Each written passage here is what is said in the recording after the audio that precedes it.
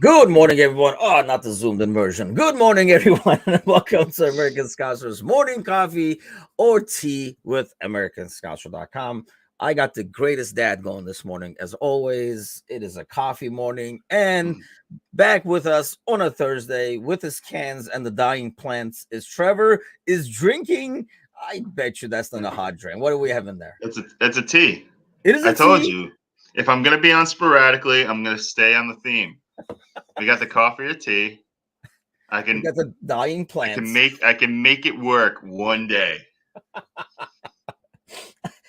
Yeah, by the way, we should. I mean, first of all, I don't know if you. Hopefully, you didn't catch the Monday episode when I butchered your name like 2, 3 times and the grammar It and doesn't everything. matter. But thank God. So Trevor here is the winner of the oddly points allocated World Cup pool. No, Uh, not oddly, perfectly allocated. Despite Serbia's collapse, the Argentina gets you through. I didn't get a chance to talk to you. Obviously, you like the pool side of things, but um, where do you rank the World Cup of all the World Cups? You're slightly. When I asked Matush on Monday, it was like asking my daughter, who has not seen as many World Cups as sadly as I have. So you probably see more World Cups than at least Matush. So where do you rank this one? In terms of just overall across the board in my lifetime, I watched nine from probably '94 on, but I haven't really been kind of just like an active participant since probably like 2006, 2010. Those two were kind of when I really got into it. So it's easily the best, like top to bottom, out of all of those, from just the final and kind of the stuff that happened. And by best I mean what was on the field, because everything else around it was horrible.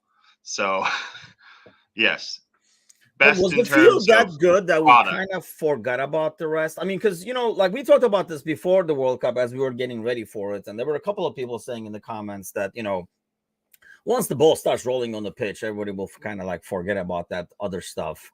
And I think the pitch was that good that it was able to achieve that for the most part, or at least for No, us but from yeah, far I away. think I was just able to kind of compartmentalize things a little better, That's fair. where it was just when you the lead up to it, that's all you had to focus on was migrant worker deaths and corruption and all of the really really horrible things that don't go away once the games start, but you're able to kind of just put this in this basket, still talk about, hey, there's what was a lot of disease going around, a journalist died, people, the whole armband fiasco, all of the, and then don't even get into the stuff afterwards with that fucking doofus Salt Bay holding the trophy, and all the, and just all of like Infantino's favorite meme lords getting to like go on the field and ask players for autographs during kind of like a crowning achievement of their careers. Like, get the fuck out of here. That stuff I was able to kind of, and thankfully a lot of people got pissy about it, but it helped me out. I didn't watch all of that stuff live because Fox immediately cut to Jaguars Cowboys for the East Coast. So yeah, I didn't feel like flipping it over to FS1. I saw the pictures afterwards of Messi holding the trophy and Emiliano Martinez fucking the Golden Glove. That's pretty much all I needed from it. I needed And to see Messi with the trophy and the confetti, and yeah, Emmy Martinez using a trophy as an extension of his penis. And then where, what other photos did you need from that? yeah, I'll be honest. Like the moment the game was over, yeah, I was like, okay, this is done, and then we moved on. We were doing like a live watch along with my brother. So first of all, that lasted 3 hours, and then we were like, okay, we're done with this. And then we Yeah. like chatted for a little bit, and we kind of like both turned off the TV. We didn't even look at it, and then because honestly, I was rooting for France mainly because of that, like the celebrations. I knew, having seen them all throughout the tournament, that Argentina is just going to be cringy to watch celebrate the whole messy love. And then yeah, I saw afterwards like anybody and everybody who could bribe somebody on the field kind of a deal. So Yeah, I'm glad I didn't watch that. And yeah, didn't miss a whole lot because obviously you see it all afterwards anyway. Maybe it's not fair though because I didn't watch it. Like I only saw the cringe of it because that was the stuff that was shared. Maybe there were beautiful moments that people were not No, like, oh, because look at this. He's with his 4-year-old or blah blah blah. We all like the stuff that gets shared is all the cringe moments and the salt guy, the closest a Turkish guy will ever get to the World Cup, probably. yeah, But that's like just like crap yeah. like that. But Alan is with us as always this morning. Good morning, Alan. So finally we get to watch the boys in a game that means something. But how much does it mean to Trevor? Like, how much do you care? We've been talking about it kind of like all week. We talk about it on the pod as well, but how much importance do you put in the game? Like, if we win or lose, where are you gonna be? Yeah, and I think the opponent makes it more important than it normally would have been. If it was one of the, if like yesterday, if it was facing like Brighton faced Charlton Athletic and they got knocked out. If the game today was the only game of the day and it was Charlton Athletic, I probably wouldn't go out of my way to watch it. I'd probably just have a game cast going on in the background and go about my day. But because it's City, even in the League Cup, which yeah, it is where it is in the hierarchy of importance to every fan, regard in the Premier League at least. Lower league teams will view it as that kind of catalyst. And listening to the radio yesterday, people were like, "Yeah, this could like jumpstart Charlton's season, knocking out a Premier League team because they're in bad shape."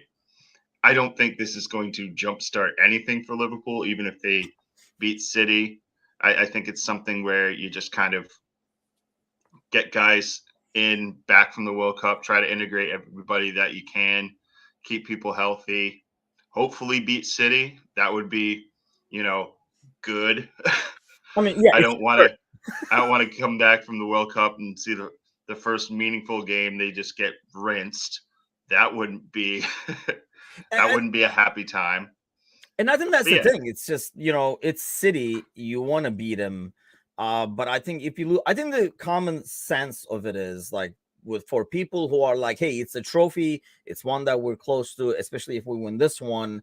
There's not a lot of top teams left. We will be almost be the favorites if you go past this round to win yeah, it, kind of deal. While I get that, at the same time, I think the feeling is it's kind of like a give and take. And it's not necessarily that, but by winning, you're adding even more games to your schedule. In a season where you're struggling, your top four is not guaranteed. In the past, even when we were chasing City and stuff, we never got a concern of the top four. We're like, we're there. We're trying to chase the title over here, yeah. kind of deal.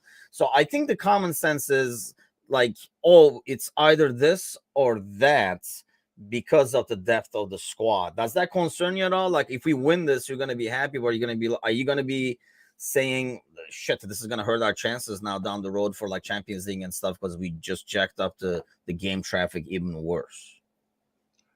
And yeah, you kind of have to have that give and take of hopefully if they get through, a lot of these guys that are injured right now would be back to kind of fill that depth for the quarterfinals. And like I was just saying, I don't want to lose, but if they were knocked out of this competition, it would not be soul crushing. It wouldn't be the end of the world. I'd prefer to win and then kind of have to make those decisions for a quarterfinal with whoever they're facing. And hopefully some of these guys like Jota and Curtis and Diaz and Matip 100%. And even kind of like these younger kids that they were given these runs last year, like Cade Gordon and like Doak and all these guys could come in and play in this competition and kind of give them those minutes in that front. But we'll see how the things work out today and we go from there. You're muted, by the way. You're muted. My biggest concern, honestly, like when we were like in this mini preseason thing going, the thing I really wanted to see was like, Diaz and Jota getting back and stuff like that. Yeah. Obviously, that didn't happen, and Diaz got pushed back even further. That's probably like the biggest concern, really, that we're not going to have that, and that kind of like worries me, to be honest, because we were talking about this the other day where like the focus was just midfield, right? Like, let's just fix the midfield. Everything else is in good shape. Yeah. I feel like now the front line is not in good shape either. And while it's fun to watch these young kids do their thing and kind of like show a bright future, I don't know, it's the cynic in me or the old fart in me that kind of like I can't feel comfortable saying like, oh, okay, we got that, because we've done this before, right? We've seen Woodburn and be like, oh, we're set. Who needs Coutinho? And you know, and stuff like that. So you just don't want to till you see them perform when it counts. Like Trent has, like Elliott recently has. I just can't count it as okay. We can rely on these guys in a tough situation, and that's what kind of worries me, because I feel like when somebody was supposed to come like Diaz like in December and now it gets pushed back to March, you can't just be like, okay, March he's coming back and then like check that off, because it just might not happen that way. But so a couple of headlines. Let's get to a couple of headlines and then we'll do some like lineup prediction and all that kind of good stuff. But first off, Isco, I don't know where you rank with Isco. I know there was a lot of talk in the past. It's a popular name to throw around every summer in January. So he went to Sevilla, and that only lasted 4 months, apparently. Didn't really play a whole lot there either, and Sevilla's in shambles anyway. Where do you rank with Isco, by the way? Like, I don't know, like it's never come up because I try to stay away from rumors as much as possible. But yeah, he's always been one of those guys where he hit those really high notes at Real Madrid, and then just kind of as his contemporaries moved up into the starting lineup, he was part of like that academy part, and he was at Malaga for a little bit. There was all these guys that kind of just were in that one little bubble, and those guys just kept continuing going up and up and up through the Real Madrid system, and then he kind of just stagnated. And then there was no real space for him when all this crop of new Galacticos came in. And yeah, at Sevilla, I think his name came up like across just my watching in one way or another, probably like once in the past year. And it was like a random ESPN Plus game I was watching at my brother's house, and he played for like 15 minutes and then got subbed off. And that was the last I seen of him. Back in the day, I would have 12 games. Well, 19 appearances in total if you count, you know, Copa del Rey and like Europe and stuff like that. 1 goal. Doesn't show like assists or anything like that for stats. I guess we gotta pull like proper stats over there. But I mean, obviously he has not. I didn't see that one goal. Yeah, I mean, missed it. Like, it could be like a penalty or something like that. Man. Chelsea on the verge of signing 18-year-old wonder kid. I love these wonder kids. Wonder kids. Andres Santos. I remember Andres Santos, the left back from Arsenal, who played at Fenerbahce at one point, actually. And actually won a title. They were in the semifinal of the Champions League or something like that. But this one didn't have the Russian spelling. Yeah, what's up with that? For the Vasco da Gama's midfielder signature. Cool. I don't know, man. It's the Wonder Boy thing. Just when somebody says they signed the Wonder Boy, and if I've not seen this Wonder Kid, Wonder Boy a lot, I'm especially Brazilians, because every Brazilian is a Wonder Kid. Every like 16-year-old German is a Wunderkind, and you're just going, oh, Wunderkind. Yeah, cool. I don't know. He's 16. And he's playing in like, oh, he's getting minutes in the Brazilian first division. When there's a wonder kid in Brazil, look at some of those old like Neymar tapes. Those old heads don't touch him. And if they do, like somebody comes over like a hockey goon and hits him with like a clothesline. They're like, no, this kid is going to be the head of the Brazilian national team. Back up. He's the wonder kid. If you come in hard on a tackle on him, we're going to throw you in an alligator pit. You need to knock it the fuck off. Yeah, I mean, I think And when like Chelsea, I'm assuming, like I said, I don't know much of this kids, because I have obviously zero you don't idea. get as exposed to their Alan, league thank you for the over there. introduction to Andre with a Y Santos. Andre with a Y is, yeah. I mean, that's the thing. It's just like you don't know. Sometimes it's more of a crapshoot. I think sometimes they can really come over. Here's the catch with, I think, especially South American players, maybe more than European players, is the change of scenery makes a bigger impact. And when you're that age, that impact can really derail your entire career. That's why I think it's tricky for those guys a bit more than, I don't know, if you get like a Dutch wonder kid or something like that, where first of all the school, like their academy system and stuff like that, is a lot more familiar. The environment is a lot more familiar. You're not as far away from home and stuff like that. I know, we say, oh, these kids are like pros and 18 million, like all that kind of money for, but they're still wonder kid. Yeah. They're still kids. So Yeah. when you move, I mean, freaking kids struggle when they go to college, for God's sakes. So just imagine this kind of a pressured environment on top of it as well. But I would think in most cases when they get these guys, they get loaned out to, I don't know, maybe like a Portuguese team or like a team in Netherlands or something like that, so that they get acclimated over there. And then if they start performing well, they bring him, unless they feel like he's really ready to go, which rarely happens. But that's a lot of money though, for like rolling the dice. That's still a lot of money. So maybe there's more to the skid. We got to get Alan's like scouting report on him, because really I'm not familiar with it at all. But if you're in Miami, start to cancel the party, I guess, because all that talk about going to Inter Miami and stuff like that. Messi extends till 2024. More than what the hell for Messi. I feel like, what does this say about Mbappe?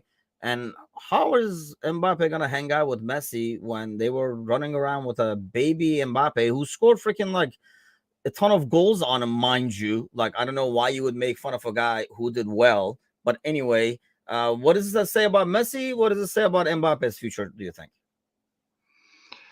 PSG is the eternal smoke grenade. I can never tell what's going on over there. Every time you think that there's like turmoil, things just go away with no explanation. And then a new problem will just come out of it. And you're going, I have no idea what's happening. And maybe that's just the way clubs like that are just going to operate going forward.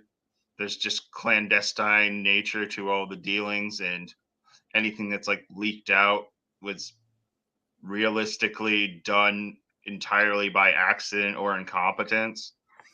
Because I can't put my finger on anything that is going on over there. It Do you seemed think that it's Messi because was it's the out the door. French league, it gets forgotten?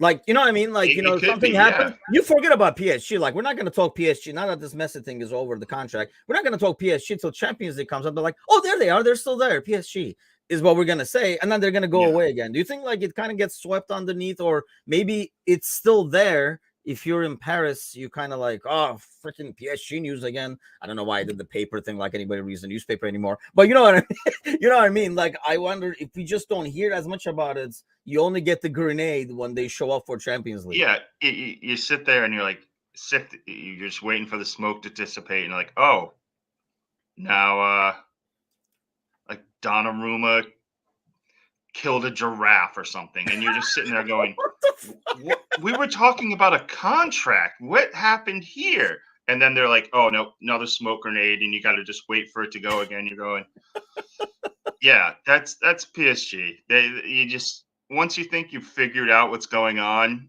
they just, they throw the next smoke grenade and then make you forget about it, because it's, like you said, it's the French league. And I don't want to disparage League One, but in the same vein, if you had to like have a person come off the street and name 3 soccer leagues, not a single person would say League One.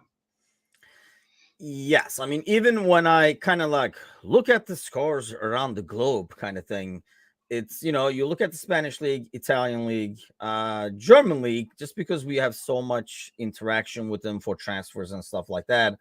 But yeah, I mean, I mean, it's almost like did PSG win 4-0 or 5-1 this week? I mean, they have a goal differential of 34 for God's sakes, 43 goals for, 9 goals Yeah. scored against, and the closest other person is the ran at like 17. So it's kind of like a crazy, I don't know, disproportion. I can't see it being that fun, and I feel like this team, like in terms of the locker room, they kind of put it together, try to put it together, or put up with each other for the sake of Champions League.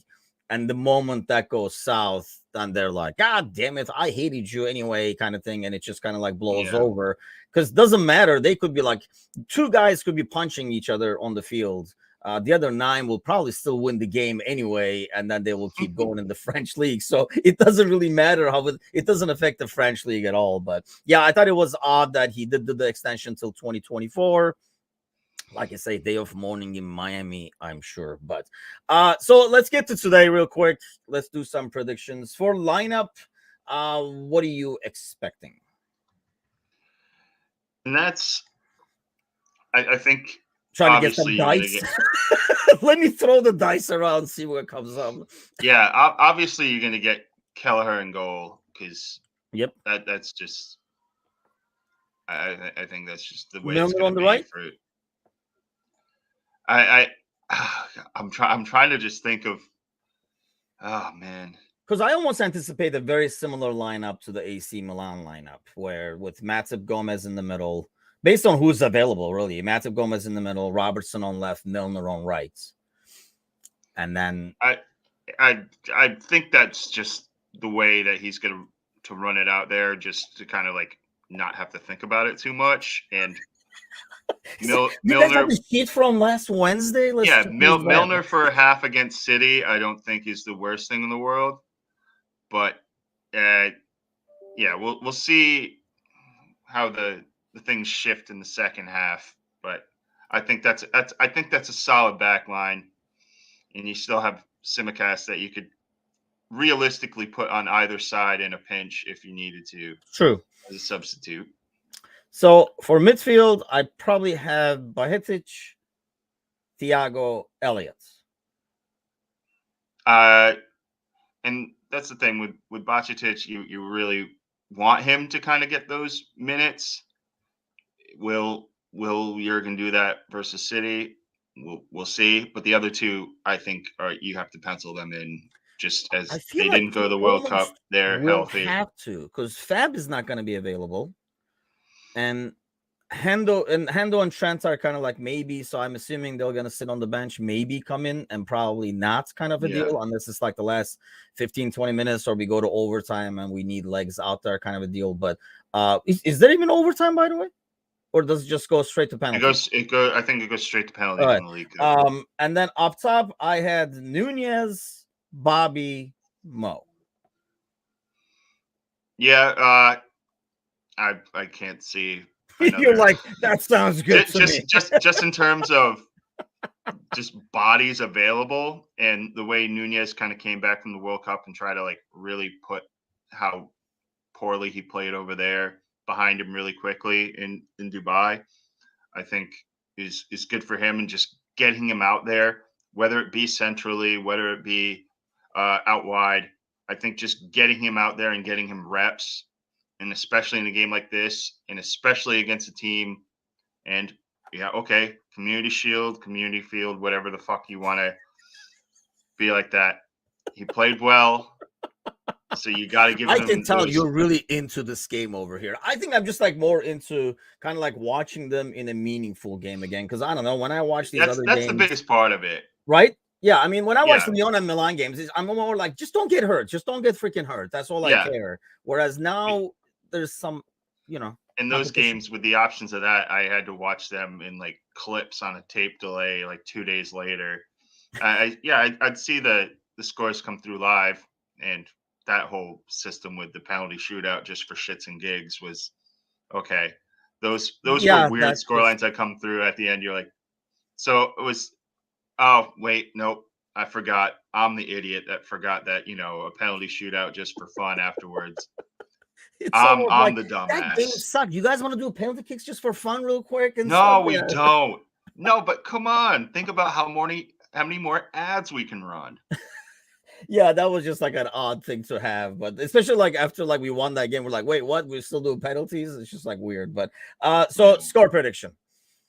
I know you struggle with the lineup, but give me a good score prediction over here. Well, the thing with the lineup, it's just one of those things where I'm always that one where in these competitions you kind of want to see a bunch of kids, but then what was we were talking about before? It's like it's Man City. Yeah. So you know that he's not going to. That's just not in Klopp's nature. And so I'm like trying to like fight my brain to go, no, don't say him. He's not going to play. You just don't. Just let it go with what he did before. You think we would see a totally different lineup if it was Charlton? Or would he kind of get these guys ready for the Premier League? I really hope so.